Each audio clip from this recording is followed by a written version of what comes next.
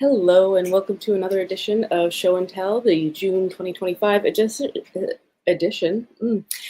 This month we are very excited to have some wonderful new creators with us, but also we are super stoked that we just 2 weeks back wrapped the 2025 Open Hardware Summit, which was a really great experience. It was really rad to have so many wonderful folks with us in Edinburgh and get to see so many cool projects and just get to be very embedded in open source hardware for 2 days, not to mention all the days on the side where we still got to see folks and hang out and talk about different fun things to do with open source hardware. So thank you everyone who traveled, folks who tuned in online, and people who are still, engaging and making connections and watching the recordings. It's really rad to be able to see just like what this community can do when we all come together and make great things together.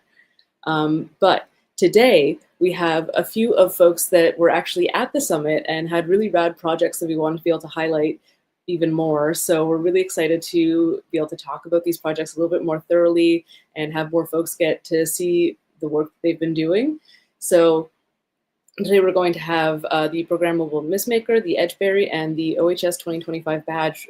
So it'll be a really rad show, so stick around. And I'm going to go ahead and invite on our first guests. So our first guests today are David Yang and Chuang Kai, who worked on the Programmable Mistmaker. Hey folks, how are you doing? Good. Doing great, yeah. Sid, where are you? Just Yes, I guess my background is different than normal. I'm in Indonesia, so it is 1 a.m. for me. I am, not only do I love open source hardware, I also love running open source hardware conferences. So I am in Indonesia for DynaCon, the Digital Naturalism Conference. So there'll be a special show on that next month. But this month we're focusing on cool OSHWA certified projects like the Programmable Mistmaker. Thank you so much. Thank you. We actually had the honor to go to the summit earlier this month, and it was really nice. Specifically, David and I think that it was really nice to have the crowd to look at our projects. So we actually have a small presentation that it's kind of similar to what we used for the workshop that we run. We're just gonna go through some of the content and also mention some of our next steps to the folks. Yeah. Okay. Let me share screen. Share screen. Okay. All right. Can everyone see it? I feel like just this way. Yeah. Okay. Okay. Give me 1 second. Let me just do it. Is there a better way to do it? Sorry. Baby. Resharing. Yep. It's always the most complicated part. We'll never know how to actually share screens, projects. It's so weird on every computer and every style. All right. I think this is it. We can see this. Yeah. Okay. Okay, this should be good. All right. Yeah, as mentioned before, we used this similar presentation for the workshop, but it has been modified for the live stream. So what we're going to talk about is the base introduction and how our device work, specifically like the hardware and the software. And we're going to share our workshop result and our future steps. Yeah. And if you have any questions, feel free to jump in and let us know. The thing is, we can't really see the comments. So Sid, if you see any comments, just yell it out. And I'll let you know when questions come in. Thank you. Yeah, so I'll do a really quick self-introduction. I'm David. I am a creative technologist. I work on projects that's about like telepresence of sort of like alternative way of thinking about telepresence. And I do a lot of PCB design, and I'm still very amateur. I really wanted to like learn more and like get into this like the open source community. But yeah, that's me. My name is Strong. I have had the honor to present on one of the projects at the show and tell. It was like a synthesizer shown on the screen on the top left. And also like I do a lot of open hardware projects, and I have my own vending machine. So we can quickly talk about the mist maker device. So people might wondering like, what is a mist maker? And is it a humidifier? The clear answer is yes, it is a humidifier.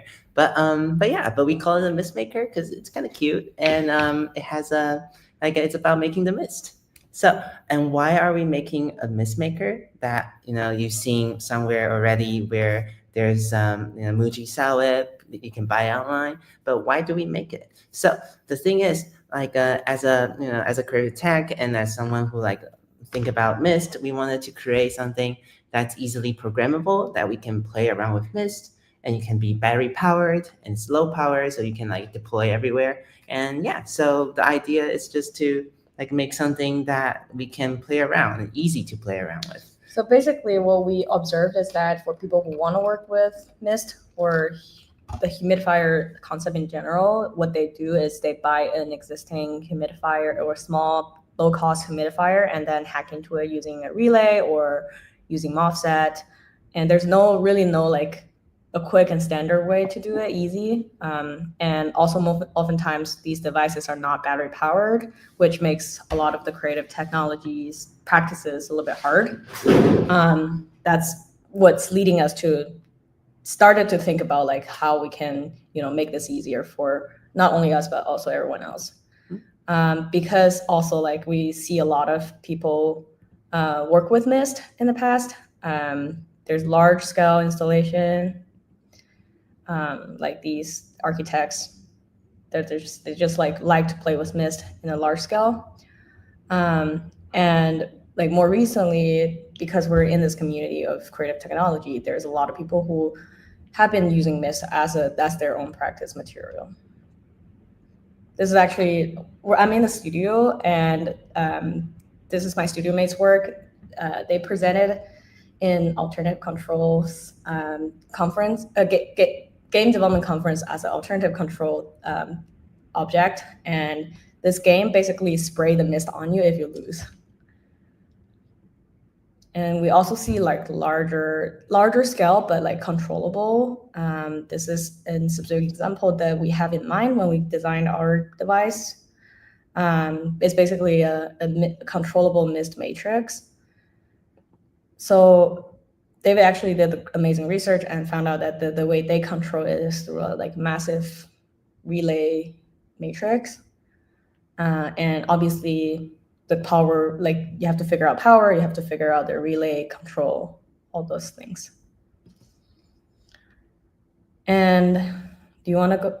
Yeah, I can go over it. Yeah. No, good. Yeah. So like as Sean was saying, like a lot of like either we go like a big scale where there's like complicated circuitry that we have to think about when you deploy a system like that, or we can find like this mist making device that's very cheap, and you'll see that they have very simple schematics, but somehow they're actually really hard to find, like in terms of finding the reference to design something like this.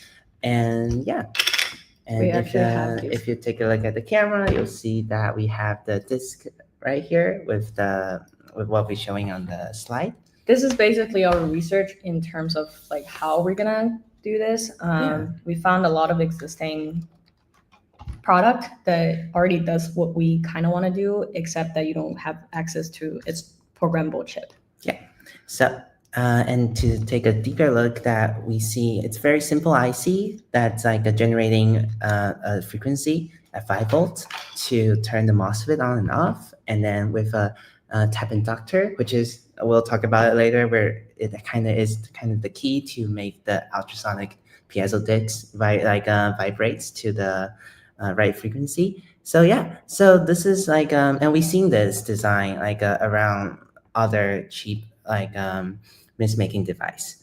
So but to integrate to something, for instance, like your own like design, you have to kind of hack into it with just to see where you should control it, which relay you should do, or like MOSFET you can like kind of just turn it on and off. So we want to have more control over that.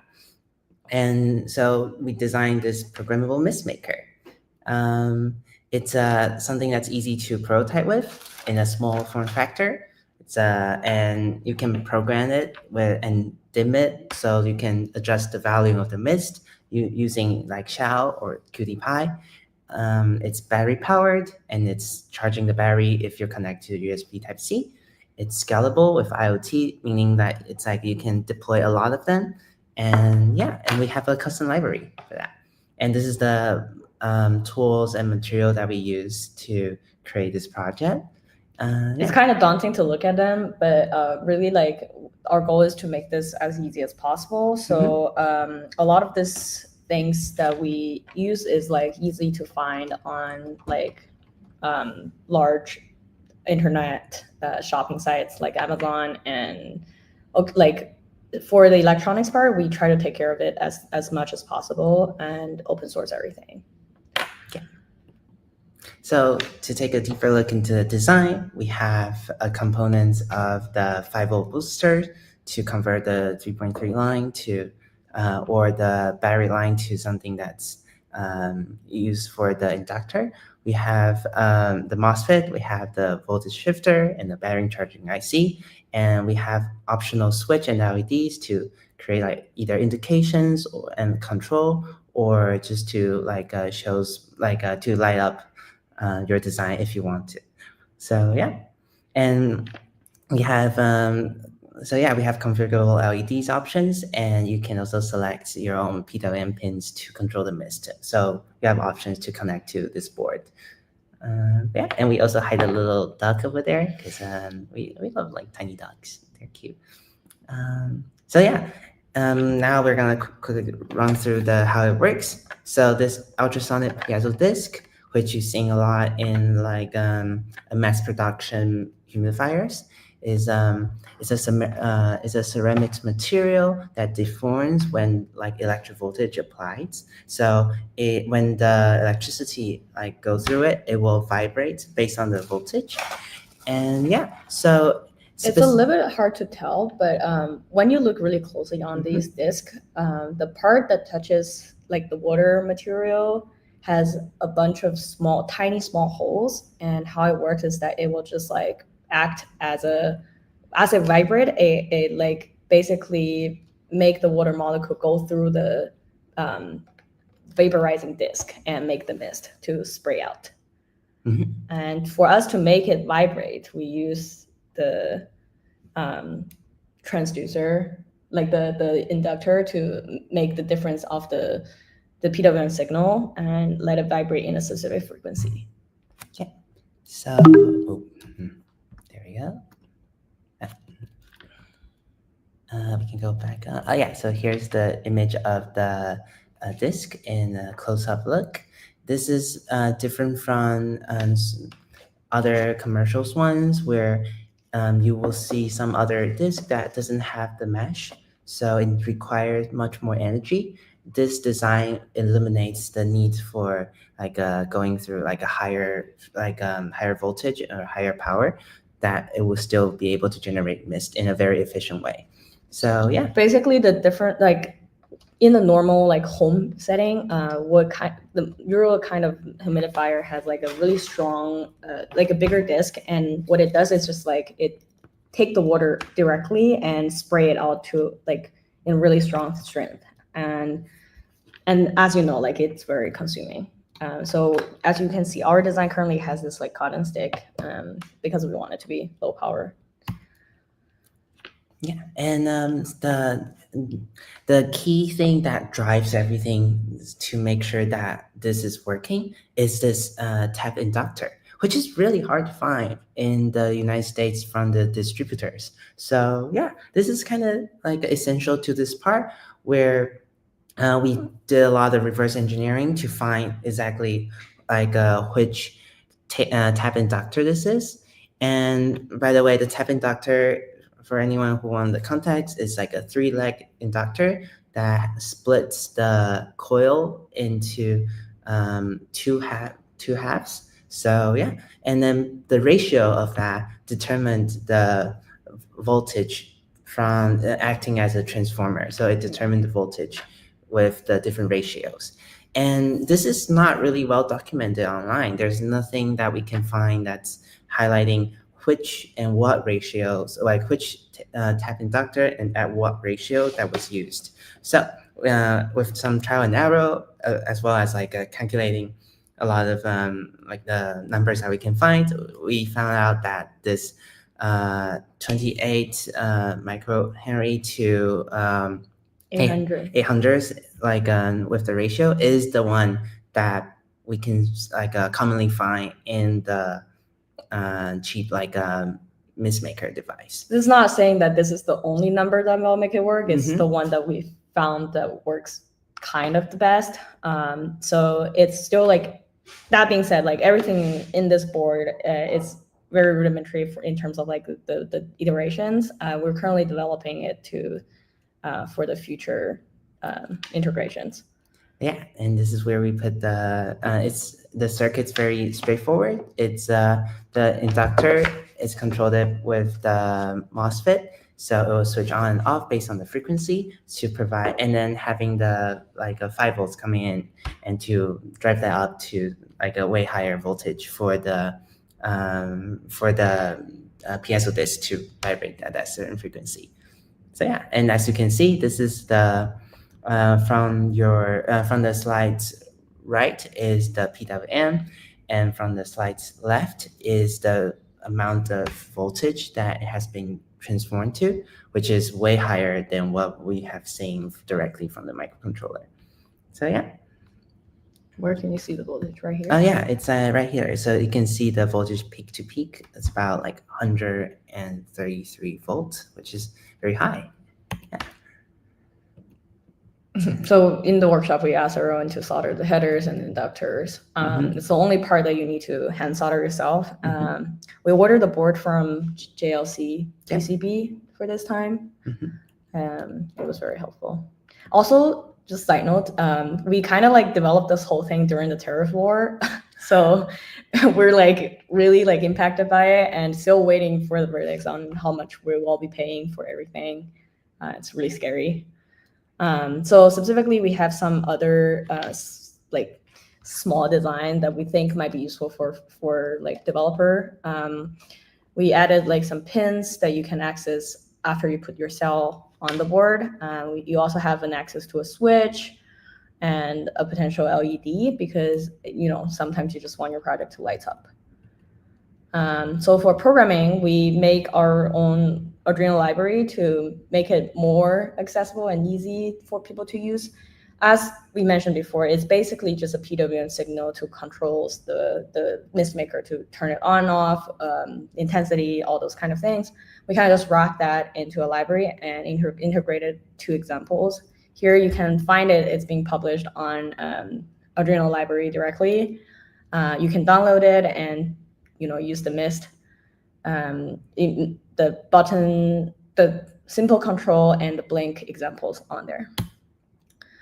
What we're also working on this library right now is that because we like intentionally chose the microcontroller to be a IoT microcontroller, and we wanted to be make sure that we can have that kind of IoT device enabled. It's something that we're still working on to try to develop this into a fuller example library. So for the workshops, we had 19 total attendees. So we prepared 19 set of everything like enclosures, PCBs, microcontrollers, stuff like that. And out of the 19 attendees, we got 10 survey responses, and all of the respondents completed their mistmaker. And I'm pretty sure like all of the 19 people all completed their mistmaker during our workshop.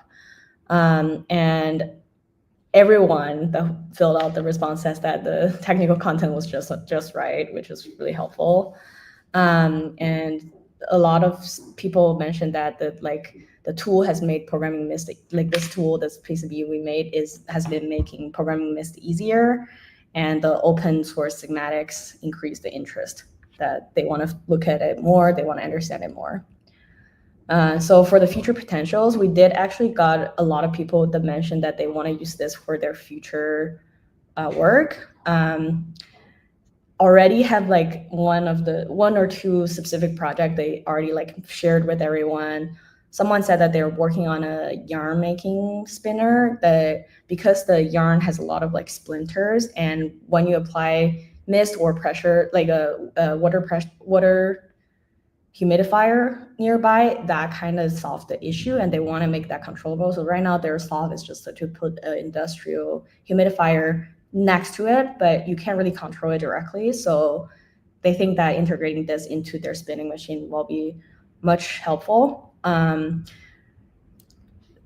And specifically for that project, I think like they mentioned that they wanted to have ability to control more different mists, like 2 mists at the same time, or like more mists. So we're working on that, and we're hoping to complete the device to make that possible. And about like half of the people who fill out the survey mentioned that they are interested in contributing and help the open source project to be more full. Yeah. And almost everyone, like except for like one person that is like trying to work on this, they all mentioned that they haven't worked with Mist in the past, but this has made them interested in working with it in the future. Yeah, so our future plans is to focus on like iteration of the board where we could integrate like a I2C into the board, so you can connect different sensors or different type of like a control, or like a chain up multiple boards like physically to have them being able to like communicate with each other, so easy for prototyping, as well as like having this multiple power source solutions where you have multiple disks like of the piezo disc connect to each other's. So yeah, and then we're looking into integrating with a home assistant so that people could quickly put this up and then just have it as a IoT controllable home assistant integrated device that they can put at home just to use it normally. So, actually, neither of us had any experience with this. Yeah. We got the people mentioning how this could be a useful thing for the community at home assistance. So that's something we're like researching, reaching out right now to try to figure out what kind of needs of features that we should integrate into the future iterations. One thing specifically someone mentioned is that they like for a home setting humidifier, they would want some kind of desensitizing method. So we're thinking about a way to properly like integrate a UV light in there to make sure that the mist that you're spraying out is not toxic to your health. That being said, there's also like some safety measures. So one thing is that if there's no water and the disc is still on, it might get overheat. And we're hoping to add a water level sensing, current sensing method in there. Yeah. And then, and then we're also thinking about like having, for instance, a variant where there's a multiple disk in one board, so people could control that as well for a specific project that needs like a more like mist. And so we're also thinking about reaching out to people who are interested in this and like who will willing to either to build a project or contribute or just share their thoughts. So that's something we're also looking forward to. As well as like submitting for different venues or like a different workshop that we can continue to build upon this. And then we're trying to see if we can like do some cross supply connections there. We actually got a chance to pitch it to Helen, who presented at Open Source Summit. And she is really optimistic about what we're working on. And that's like our basically large next, like stage goal. We're trying to like that we have everything ready so we can present to her, and then we'll see what happens. So and that's it. So thank you everyone, and if you have any questions, please let us know. This is such a fun project, y'all. I love this. It's been so cool to see like how quickly y'all pulled this all together. I mean, it probably took longer behind the scenes, but from when I saw y'all put in the proposal to seeing it on the ground, it was incredible. It's such a great, like, I love when people make things that are just fun. It really is just such a fun project, which Strafe also commented saying that mistmaker is a cute term, and then they also said that controllable mist matrix is such a great term and idea. And I agree. I feel like it's just such a really fun way to approach technology, and It's been I, a great journey developing it too. We learned a lot of things. We also made a lot of meaningful connections. So that's like, it's always good when your project is making that kind of things for you when you're making the project. So yeah. And I mean, you can't be mad about something with a duck on it. But I yeah. love the duck. He's so cute. And there he is. Oh, it's perfect. What a fun little device. And like, very excited to see how people play with this and find new ways to experiment because it's great. thank you so much for hosting us. Yeah, thank Thank you. you for coming on, y'all, and very excited to see what comes next. Thank you.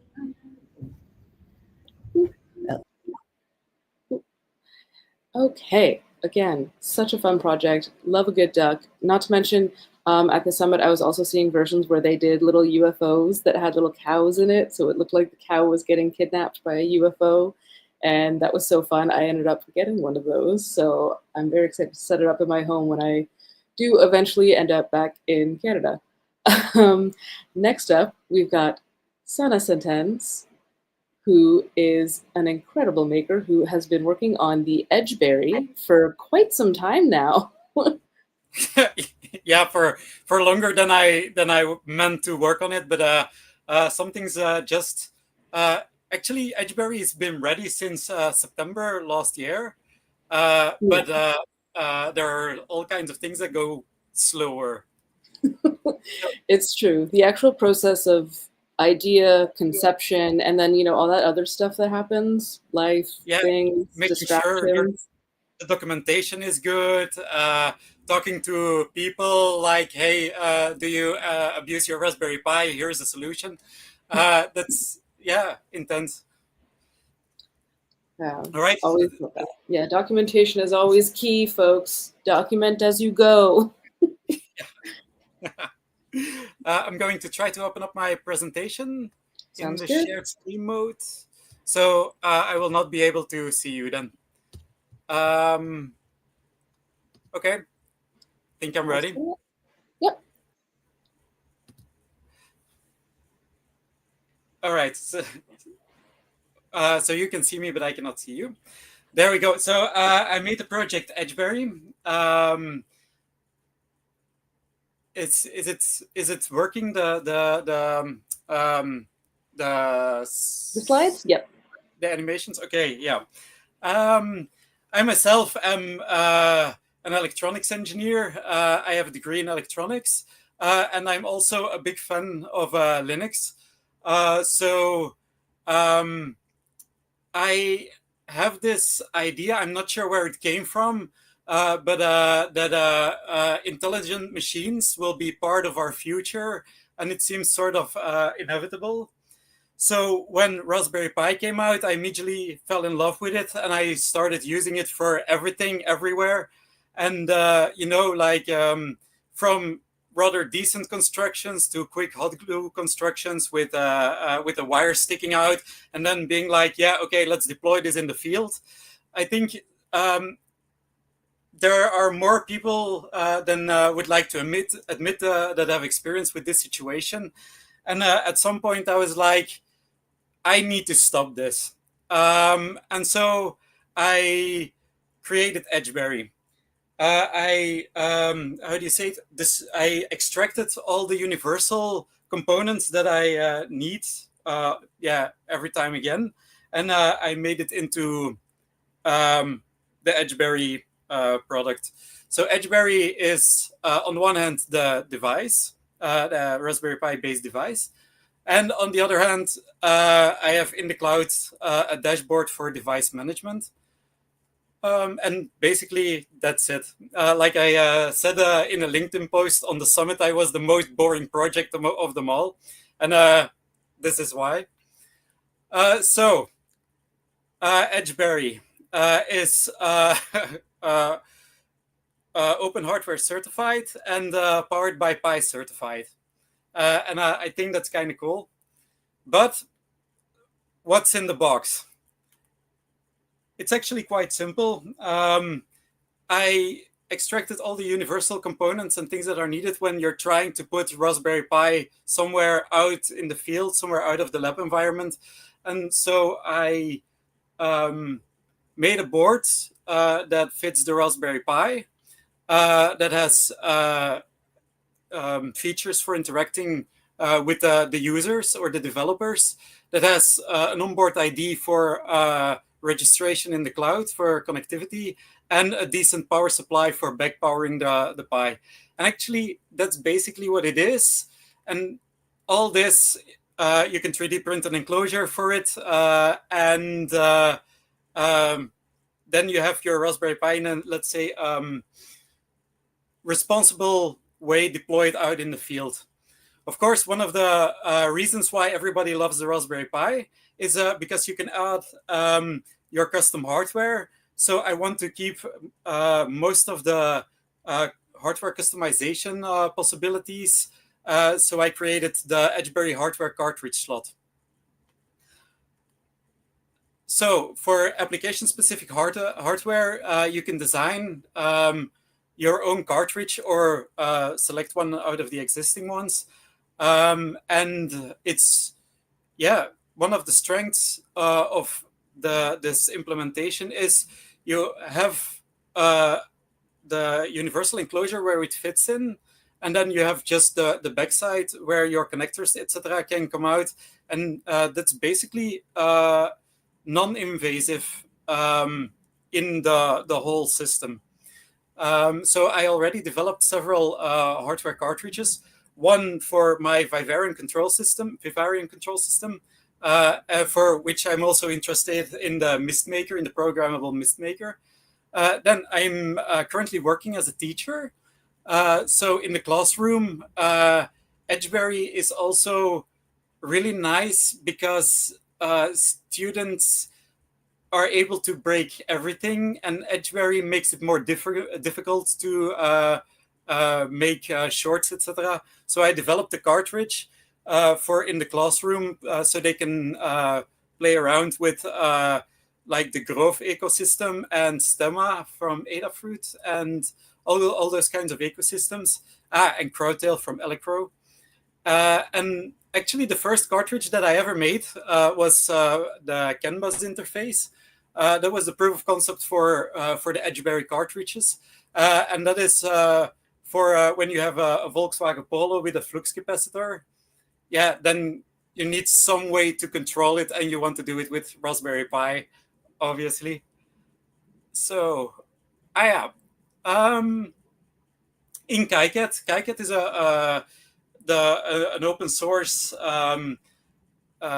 program for developing PCBs. In KiCad, I have the possibilities. And I love KiCad. I really need to mention that. They have the possibility to create a template. So I created for Edgeberry template that you can just open with a new project from template. You select the Edgeberry cartridge template, and there you go. Within several days, you're from cartridge to actual manufacturable designs. The enclosure is straight out of the box 3D printable. It's published on Thingiverse. You can also customize the enclosure for your own project. So this is one of my other projects, the Vivarium control system. So you can just put on your own logo, and your project is already shining. The Edgeberry project, lives on GitHub. So everything, hardware designs, software, and mechanical designs is all on GitHub. The hardware is for sale on Electro, but I'm still looking for distributors who are willing to basically sell it all over the world. And for community interactions, I chose Reddit. And initially, I was on the Raspberry Pi subreddit, but they banned me. But but I want to take this opportunity to say, hey, I'm not a robot. But anyway, I created my own subreddit for Edgeberry for community interaction. And yeah, that's about it. So Edgeberry is here and exists. And if you're the type of person that makes stuff with Raspberry Pi that's predestined to leave the safety of the lab, please consider using Edgeberry. I'm going to close down the presentation so I can see you again. Yeah.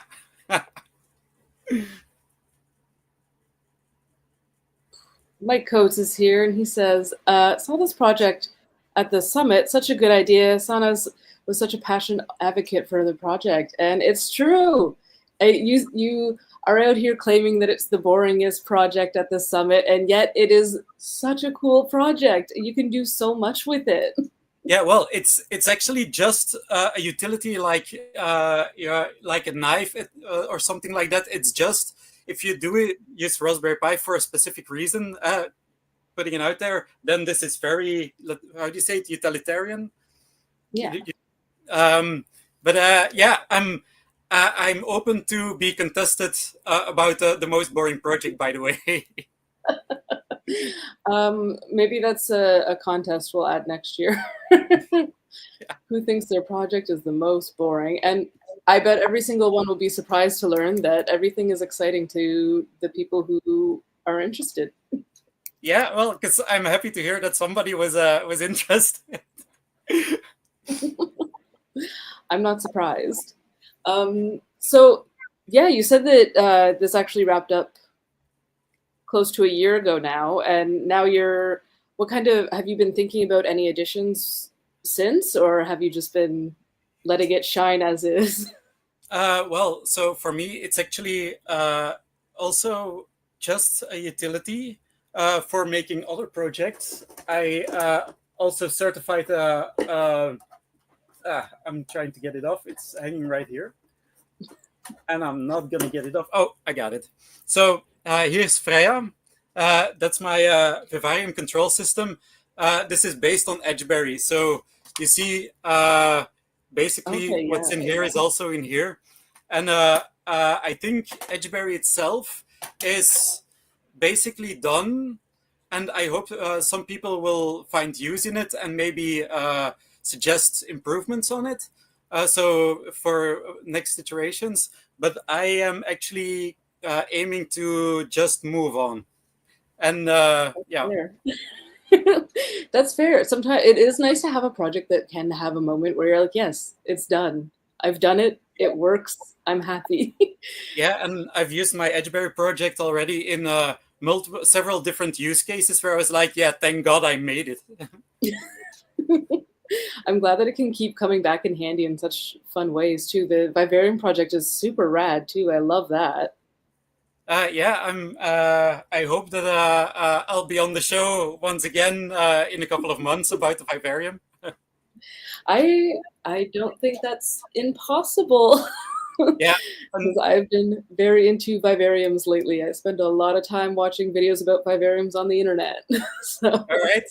So follow me on Instagram. Yeah, I will. Yeah, I actually have no social media, so only LinkedIn. It's true. That's true. That is the only place. And I know this because one of the reasons why everyone's face is burned into my mind and I know everyone's names is because I do hunt you all down on social media to figure out what I can and can't tag you on. So Okay, I know exactly what social media you're on. Which makes me feel a little creepy, but it's fine. It's okay. All right. Have you had any other folks use the Edgeberry yet, or seen any use cases come out of the community? Not yet. So that's what's happening rather slow. But like my students have used it in one of their projects, and that was actually the first use case in which I saw people using the product and the documentation, and it's all right. It's that's where I learned it's good enough. Yeah. And that's also very satisfying.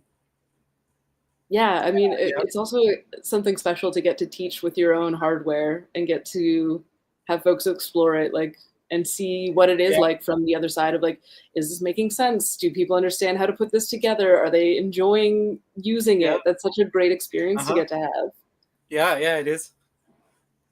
How very satisfying. Uh-huh.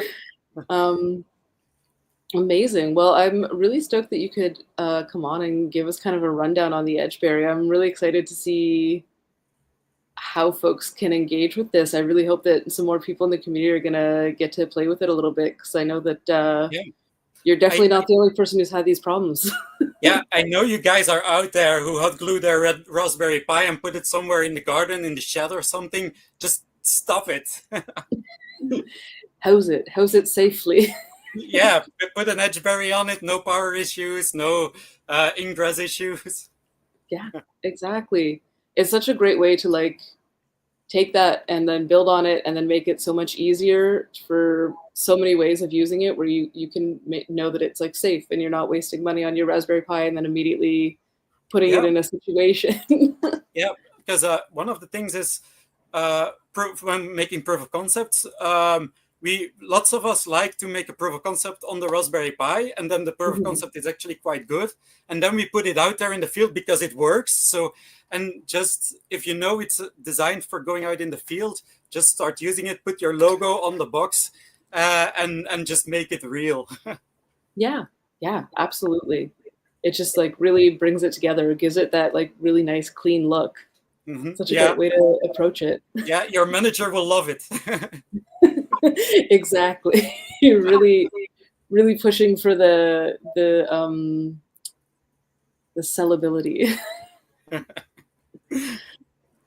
right. Amazing. Okay. Thank you so much for joining us today, Yeah, Sana. It was so thank great you for to get having me. to hear so much about it, and I can't wait to see folks play with it. Yeah. Talk to you soon. Bye. Okay, another incredible project. We just really get to see the coolest projects come through the certification database. It's always such a joy. We've had some really great ones this month, and so our next project is actually kind of a special one for OSHWA, because we are bringing on Rodney Trusty, who designed and created and did all the manufacturing on our e-textile badge this year, which we were really excited about. So welcome, Rodney. How are you today? Hey everybody, how's it going? So I hope you guys enjoyed those badges, because I made so many and didn't remember to keep one for myself, and I had no idea how they're going to behave once they were sent out into the field. So I hope nobody's crashed or sure you should be getting one in the mail. Okay, perfect. I'm fairly certain we made sure to set aside a goodie bag to send your way, because I mean, all of the work you did was incredible, and we were so stoked.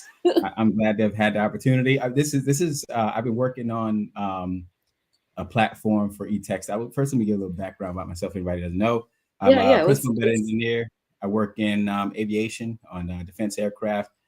Self-taught. Before this, I was a nuclear quality control manager on nuclear plants. But I had a son who was born, and I needed a different job that didn't require me to travel. So I built like a little lab in my room, started studying.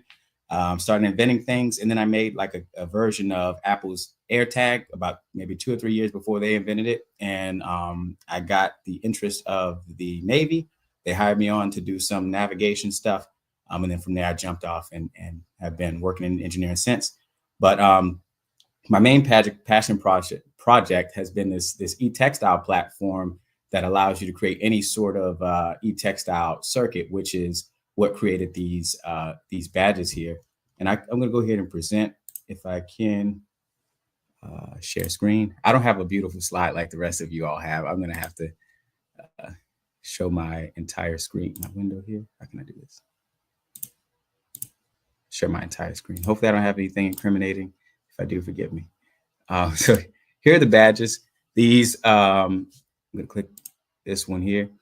And if you haven't had one of these, if you do have one of these, you know more about it than I do, because I don't. If you don't have one of these, basically this consists of a microcontroller you see here down on the left. And this is Arduino compatible, made sure that's what everybody loves. And a couple of addressable LEDs that are also compatible with the common libraries and Arduino platforms that everybody uses. And these are connected. These traces here are conductive thread that are connecting them. So if you're familiar with these LEDs, this makes a lot of sense to you. You can see the power in the ground, and you can see the signal go in. The signal between these two LEDs hide behind the graphic. So it's a combination of normal embroidery, electronics, and then you're trying to mix those two together. A few other examples. Let's see, that I have. I actually don't have any other examples open at the moment, but so let's go back here. So the idea is that you can manually sew on your LEDs, your components, and I'm forgetting something. This empty space here is for an SAO connector. I wasn't familiar with that before doing this project, so I didn't have one on hand, but this website here, and many of you probably already familiar with this, this is an additional connector that's on the badge. So you can program your LEDs, and then you can program your SAO connector to do whatever you want. Pretty cool. This also used a Wi-Fi enabled MCU. So I saw some people controlling their LEDs via Wi-Fi with a web page. That's exactly the kind of stuff I want to see. So if anybody's doing anything like that, please send it my way. But I'll cover here this article on Hackster on how to assemble the badge. It covers more about how it goes together. So essentially, to power the badge, this image here shows that you have a terminal. And this we just figured out for this badge. I didn't have any idea how I was going to power this when they asked me to make it. But you have these two terminals, power and ground. And what we're doing is we have a little tag here with conductive thread on either end that we fold in half. And each side of the tag contacts the surface of a coin cell battery. And then the two circles here on that tag match up with the two circles on our terminal and apply power to the badge. Now, two coin cell batteries isn't going to give you your really enough juice, but it's enough to work for a badge at an event. And we're all hackers anyway, so we actually like this kind of stuff. I was a little bit nervous about how people were going to receive it. I thought maybe they thought it's too annoying that I have to do all this, but everybody seemed to have to like that and to go up and beyond what I anticipated they might have done. So all of that was really exciting to see. Here you have an image of a hand sewn LED. So close up look, you can see that these components are sewn in with conductive thread. They just have a hole and you're just sewing in and out as you would a sequin or a button or something of that sort, but you're using conductive thread instead.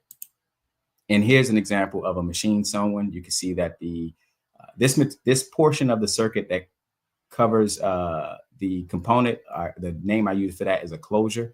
You can see the closure here is a much more solid, much more reliable than the hand sewn. But you know, hand sewn is good enough for these purposes.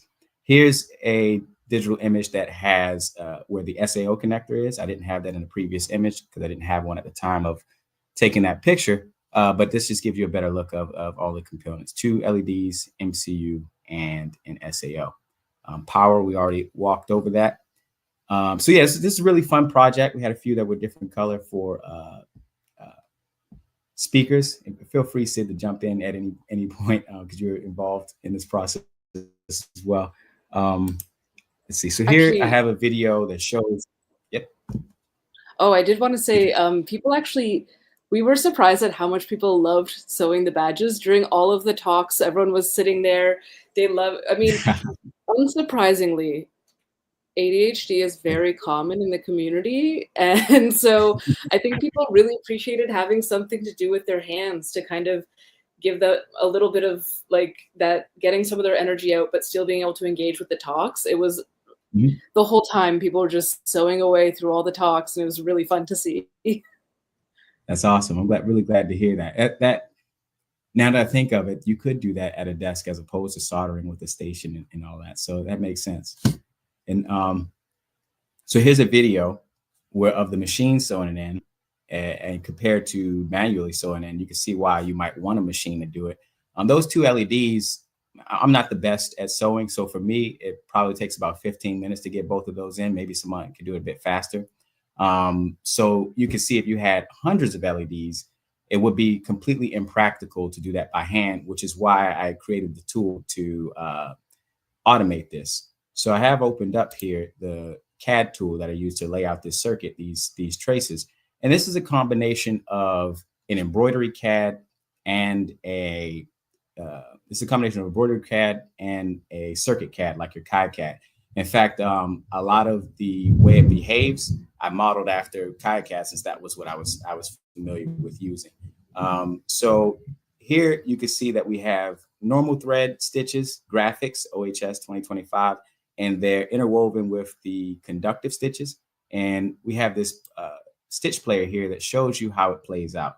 The first thing you're going to see is your power and ground come in, and then you see your signals, and then your SAOs get sewn in. And then, of course, your graphics laid over top of that. Now, this particular design was pretty simple, and the graphics were pretty simple, and the design was going to hackers. So I had the freedom of having all the electronics exposed, not needing to hide anything, not needing to manual sew it. So that was a great thing. Sorry, I have notes here, so I don't miss any points. So some of the challenges. So one new challenge that happened, because I was making about 400 of these, and prior to this, I had never really made more than just a handful of anything, because I'm just a hobbyist working in my garage. So in making 4 of these, one of the problems I ran into is that the conductive material on the thread starts to flake off, and by about the 250th badge, the gears of my machine were all full of this conductive dust. And I'm like, man, how am I going to finish this? I thought I was going to finish this thing in 2 weeks. That was completely unreasonable. I thought I could just press a button and it just run. So that happened. That held me up. Another issue was tensioning. Let me see if I can find a picture in this gallery here to show you. So here was one of the early manufacturing batches. I'm doing 10 at a time. And what you see here is what I would do is I would go first and I would do the conductive stitching first, and I would follow it with the normal stitching, and that's to simplify the thread changing process. But the problem with that is by the time I got back to this, by the time this design finished, the graphics and the stitches were misaligned. And I also had some issues with the tension on the bottom of the thread being very loose. And maybe there are about 60 badges that you guys received that had some QC issues. I sent them anyways because they still look good. That came from this. So about 30 hours into this, I'm sitting with 60 badges. None of them are working. And I'm like, wow, how's this going to work? But, I pressed on and it eventually worked out. So another challenge was, tensioning, alignment, and then thread breaks. Threads break because I was running the machine too fast. I was running at 1,200 stitches per minute. 700 stitches per minute ended up being like the ideal goal. And there were about 15,000 stitches per badge, 700 per minute. You could do the math on that. So then next, how was it made? I showed you already. Digital Fiber Studio. This is an electronic platform for laying out the circuits, and then this gets run on the machine afterwards. And that pretty much covers what the badge is, what it does, what it's made out of. Some of the future plans. If anybody else needs a badge, I'll make some more. But what I want to do is sort of make this platform that I've made available to other people freely, so that they can make things too. It's impossible for me as an individual to come up. Sorry, I got to remove this infinity mirror. There we go. So it's impossible for me to come up with all the ideas of what you can do with e-textiles. And we're very much in the beginning. I look at it like when we had rat's nest wires way back when. Then somebody said, hey, maybe we should etch these wires onto a PCB. It would make no sense for them to try and monopolize PCB design. It makes much more sense for you to give it out to everyone and see what people can do with it. And that's sort of the goal with this. And I'm hoping when people see these badges that it makes them say, I want to make something too. And they use the platform and they make something for themselves or for something for someone else. So yeah, that's pretty much the goal with this. I'm really happy. This is the first time that other people got to touch in the whole what I've been working on this platform for like 4 years. I mean, if anybody knows anything about programming CAD, oh my, it's it's been crazy. And I didn't do that for myself. I did that so that other people use it. So anybody who thinks they might just want to try it just to see how it's free to use. And I teach you everything I know how to use it. So yeah, that's where I am. It's honestly such an amazing program to have developed. Like I I know that this is going to be really big in the e-textile community. It's going to bring a lot of people into e-textiles because it's from what I can see of how the program works, it's so accessible. It does follow like a lot of those things that you see in KiCad where it's like everything you need is there. You just have to learn where the buttons are. Absolutely, absolutely. One of the new things like with embroidered circuit designs is like the design for manufacture changes. So like when you design a normal PCB, you know to avoid 90 degrees and that kind of thing, not because you can't do it, but you want your manufacturer to have an easy time when he's doing it.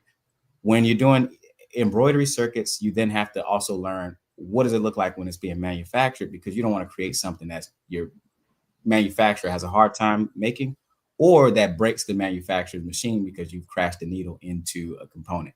So it's really that the crashing the needle was probably the main motivator behind this, because before I was making these circuits on like standard, commercially available software. Not only was it expensive, it was tied to a USB, and if you lost it, you had to get another one, and it didn't have any knowledge of circuits. So one of the most important things that this does is it ensures your design doesn't have a flaw that would break a needle or break your machine. If you have hundreds of thousands of stitches in a normal software and one of them is just a little bit too close to your PCB, or if your design is going to pull your material 2 centimeters to the left, you need your stitches to respond to that. The commercially available isn't going to do that. So that's was the motivation behind it. Yeah, definitely. Like it's going to be, I just really feel like this is a real game changer for everything to do with e-textiles. Like just based on being someone who has sewn a lot in my life, me and my sewing machine are best friends and also the biggest enemies in the world, because all these little things that happen of like, the tension's not right, the needle breaks, the fabric's too thick. So like all these little things come up with just regular sewing. So being able to find a way to like work around that and then also work with it and like know that from the beginning your design is created to actually effectively move through an embroidery machine it's huge. It's really going to change a lot of people's perspective on how they can actually utilize conductive thread and building circuits this way. Absolutely. That's the goal there. Yeah.